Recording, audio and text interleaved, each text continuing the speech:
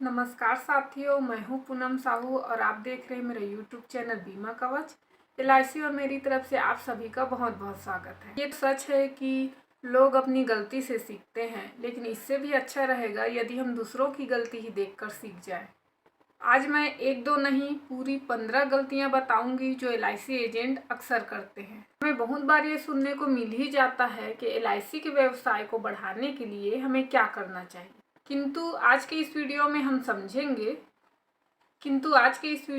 समझेंगे कि एक LIC एजेंट को ऐसी क्या गलतियां नहीं करनी चाहिए जिसकी वजह से उनको LIC के व्यवसाय में किसी प्रकार का नुकसान हो। पहली गलती है बिना मोबाइल नंबर दिए या लिए वापस आना। कहाँ से? आप जब भी किसी ग्राहक के पास जाते हैं पॉलिसी समझाने, तो बिना उनका कॉन्टैक्ट नंबर लिए वापस नहीं आना है। आप उन्हें अपना भी मोबाइल नंबर दीजिए और उनका भी मोबाइल नंबर ज़रूर लीजिए, क्योंकि लोग अक्सर यही कहते हैं कि हम कॉल करेंगे, और यदि उधर से कॉल नहीं आता है तो आप बेझिझक उनको कॉल कीजिए। आपको अपना नंबर देने के लिए आपके पास विजिटिंग कार्ड ज़रूर होना चाहिए, जिसमें मोबाइल नंबर के साथ साथ आपका एड्रेस और आपने क्या अचीव किया है, MDRT, COT, TOT या क्लब मेंबर, तो उसमें ज़रूर ऐड करवाएं। अन्यथा सीनियर इंश्योरेंस एडवाइजर जरूर लिखवाएं। ऐसा विश्वास के लिए करना बहुत ज़रूरी है। दूसरी गलती ये कि ग्राहक की जानकारी लिए बिना जाए नहीं।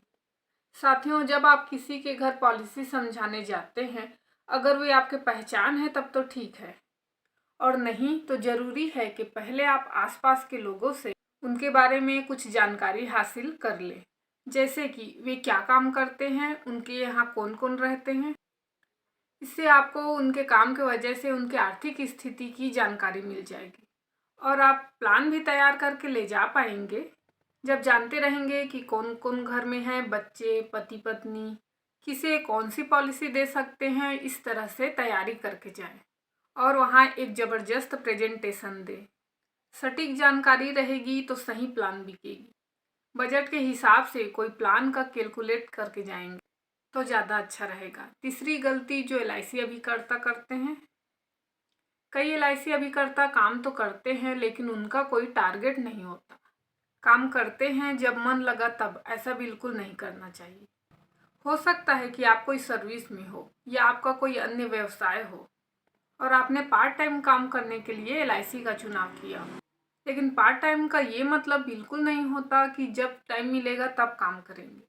पार्ट टाइम LIC में काम करना मतलब आपका वह समय जिसे आपने मान लीजिए 4 घंटे समय आप LIC में फील्ड करने के लिए निकालते हैं, तो वह 4 घंटे सिर्फ और सिर्फ LIC के लिए ही होना चाहिए, बाकी अन्य काम में व्यर्थ न जाने पाए। आप LIC के लिए यह जो टाइम निकालेंगे वह आपके डेली के लिए होना चाहिए। बिना टारगेट के काम करना मतलब पॉलिसी मिली तो ठीक, नहीं मिली तो ठीक, जितना मिला उतना ही लगा दिया, टारगेट से कोई मतलब नहीं। टारगेट लेते हैं तो ध्यान भी अधिक देना होता है। एक निश्चित समय में अपना टारगेट पूरा करना होता है। हार्डवर्क करना पड़ता है, टेंशन तो होती ही है, इसलिए बहुत से एजेंट बिना टारगेट के काम करते हैं। आप जब टारगेट लेते हैं और उसे पूरा करने में लग जाते हैं तो आपके काम समय पर पूरा हो जाते हैं और आप दोबारा टारगेट लेकर और ज़्यादा काम कर पाते हैं, और इस तरह से आपको सफलता पे सफलता मिलती जाती है। पांचवी गलती, जब भी आप प्रेजेंटेशन दें तो आपकी बातें सामने वाले को समझ में आनी चाहिए। इसके लिए आपको सरल शब्दों का प्रयोग करना चाहिए ताकि सामने वाला आपकी बातों को आसानी से समझ सके। खासकर ग्रामीण क्षेत्रों में जब आप पॉलिसी समझा रहे होते हैं तो आपको पढ़े लिखे के साथ साथ कम पढ़े लिखे या ऐसे लोग भी मिलते हैं जो बिल्कुल भी पढ़े नहीं होते हैं, उनको भी पॉलिसी समझानी होती है।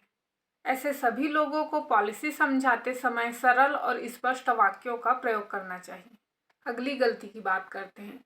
अक्सर ही बोल सकते हैं, लोगों का ये शिकायत सुनने को मिलता है, मैच्योरिटी में जो मिलने वाला अमाउंट है उसे पॉलिसी लेते समय एजेंट ने ज़्यादा बताया था। अब तो सभी एजेंट पॉलिसी की डिटेल निकालने के लिए सॉफ्टवेयर यूज करते हैं। जो सॉफ्टवेयर में कैलकुलेट होके आता है वही एजेंट बताता है, इसलिए जो सच है वही बोले। जो भी बताएं सच्चाई से प्रेजेंट करें, कुछ भी कभी भी बढ़ा कर ना बताएं। जो ग्राहक को मिलेगा वही बताएं। यकीन मानिए, आपको उस परिवार से भविष्य में और पॉलिसी मिलेगी, क्योंकि यहाँ बात विश्वास की आ जाती है। आप अपना भी संपूर्ण परिचय ग्राहक को सच सच बताइए। कमियां तो सब में होती है साथियों, आप जो हैं वही बताएं। लोगों का आपके प्रति विश्वास बढ़ेगा तो आपका बिजनेस भी बढ़ेगा। अगली गलती जो एलआईसी एजेंट करते हैं, फ़ोन में पॉलिसी समझाना। जब कभी भी किसी का कॉल आ जाता है आपके पास, एलआईसी एजेंट हैं तो आपका नंबर जगह जगह पहुंचता है। लोग आपके बारे में सुनते हैं, पॉलिसी की जानकारी लेने के लिए आपको कॉल भी करते हैं और कहते हैं कि कोई अच्छा सा पॉलिसी बताएं, और आप उन्हें फ़ोन पर ही पॉलिसी बतानी शुरू कर देते हैं, जो कि सही तरीका नहीं होता है। आप एलआईसी एजेंट हैं, आपको पता होता है पॉलिसी के प्लानों के बारे में, लेकिन जो पहली बार सुनता है, जीवन लाभ, उमंग, इंडोमेंट, तरूण, टेबल नंबर बताएंगे, 10 बातें बोलेंगे, उसमें से कुछ उसको समझ आएगा और कुछ समझ में नहीं आएगा। आपको ये भी पता नहीं कि उनके घर में कौन कौन है। बहुत सी बातें हैं साथियों जो आपको उनके घर जाने पर अच्छे से पता चलेगी। अतः कोशिश कीजिए पॉलिसी कॉल से समझाने से बचें और घर में पहुंचकर पॉलिसी समझाएं। अब उस गलती की बात करते हैं जो तो कभी नहीं होनी चाहिए। ग्राहक को देने वाली सर्विस में कमी ना कीजिए। इस एलआईसी के व्यवसाय में टिके रहना है तो अपने ग्राहक को सर्विस टाइम में देनी होगी। ध्यान रखना होगा, बराबर अपने ग्राहकों को सर्विस दीजिए और ईमानदारी से बीमा बेचिए। अगली गलती क्या होती है अभिकर्ता साथियों से? वे जानबूझकर गलती करते नहीं हैं, बस हो जाती है। वो है सामने वाले को नहीं समझा पाना। एक एलआईसी अभिकर्ता एलआईसी के प्लानों को खुद तो समझ लेते हैं, पूरी जानकारी रखनी भी चाहिए। अब होता ये है बहुत से साथियों के साथ, या फिर इस व्यवसाय में नए हैं, वे जब ग्राहक को समझाने का प्रयास करते हैं तो उनसे नहीं हो पाता। वे अपने प्रोडक्ट की जानकारी सामने वाले को सही से नहीं दे पाते। ये वही कारण है कि वही प्रोडक्ट एक एलआईसी एजेंट बहुत मात्रा में सेल कर रहा है तो दूसरा सेल नहीं कर पा रहा। यह ठीक उसी तरह से है जैसे हमें स्कूल कॉलेजों में किसी टीचर के पढ़ाने से ज़्यादा समझ में आता था तो किसी टीचर के पढ़ाने से समझ में नहीं आता था। स्कूल वही था, वैसे ही एलआईसी के प्लान वही हैं, बस कोई एलआईसी एजेंट ग्राहक को समझा पाता है तो कोई नहीं समझा पाता। इसलिए पॉलिसी में होने वाले फ़ायदे आपको कस्टमर को बताना आना चाहिए। अगली गलती की बात करते हैं कि सिर्फ मैसेज भेजने के भरोसे मत रहिए। मैसेज भेजते हैं, बहुत अच्छी बात है, लेकिन जहाँ बोलने की ज़रूरत है वहाँ सिर्फ मैसेज से काम नहीं होगा। यदि कोई नया प्लान भी आया तो उसका प्रचार आप सिर्फ मैसेज से ना करें। अपने ग्राहकों और जान पहचान वालों को उनसे मिलकर उस प्लान की जानकारी दें। और जब आप किसी को प्लान समझा रहे हैं तो उस समय बोलने से भी ज़्यादा अच्छा है कि लिख कर बताएं। लिख कर समझाना बोलने से भी ज़्यादा अच्छा होता है, क्योंकि आप जब लिख कर प्लान समझाते हैं तो सामने वाले को ज़्यादा समझ में आती है। अगली गलती, अभी तो बहुत समय है। ऐसा कभी ना सोचे, खासकर अपने टारगेट को पूरा करने के लिए। एक बार जो समय निकल गया उसे कभी वापस तो नहीं ला सकते। इसलिए अभी इस जनवरी में भी मत सोचिएगा कि एमडीआरटी, सीओटी, टीओटी के लिए आपने जो टारगेट लिया है उसके लिए तो पूरे 1 वर्ष का समय है। कभी नहीं, एक एक पल कीमती है। एक दिन भी यदि किसी वजह से फील्ड नहीं कर पाएंगे तो कितना दुख होगा, लेकिन ये बातें सिर्फ वही समझेगा जिसने ऐसा बड़ा टारगेट लिया है, क्योंकि ऐसे अभिकर्ता अपना टारगेट चुने गए डेट से पहले पूरा करने में विश्वास करते हैं। इसीलिए आज से ही नियम बना लीजिए, किसी भी टारगेट को पूरा करने के लिए कभी समय बर्बाद नहीं करेंगे, कभी भी काम को कल पर नहीं टालेंगे, ये सोचकर कि अभी समय है।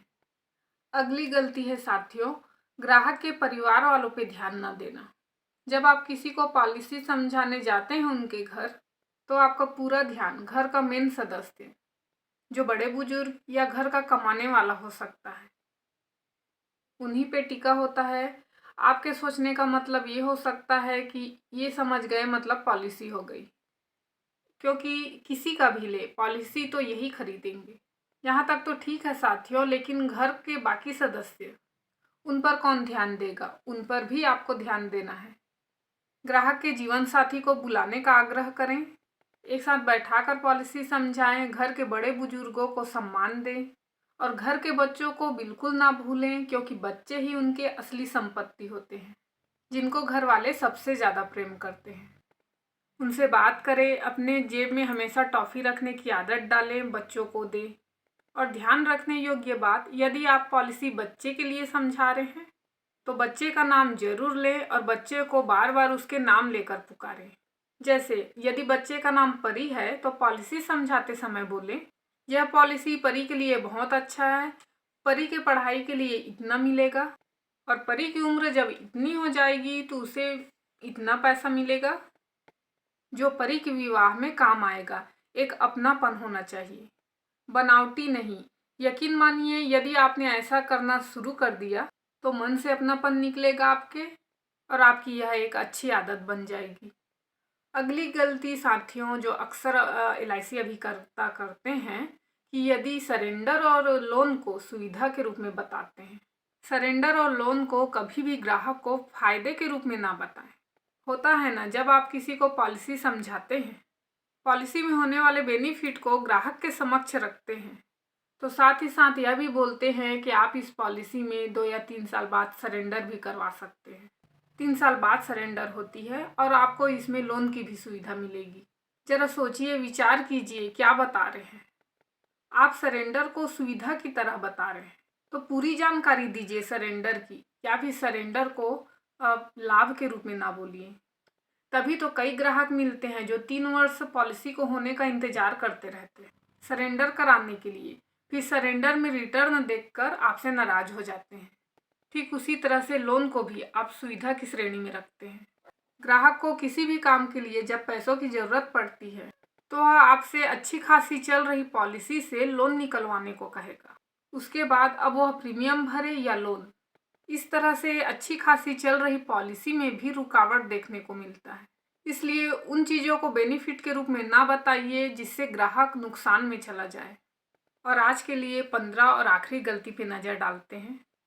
चाहे आपका पॉलिसी सेल करने का कोई भी अंदाज हो, बाकी अंदाज अपना अपना, लेकिन यदि आप चाहते हैं कि अभिकर्ता साथी को अपने कठिन परिश्रम का लाभ हो, ठंड, गर्मी, बरसात, हर मौसम में किया गया मेहनत का उचित लाभ मिले, लोगों के लिए सेवा भाव से समर्पित होकर किया गया आपके काम का आपको फल मिले और नुकसान से बचना है तो रिबेट ना दें। धन्यवाद।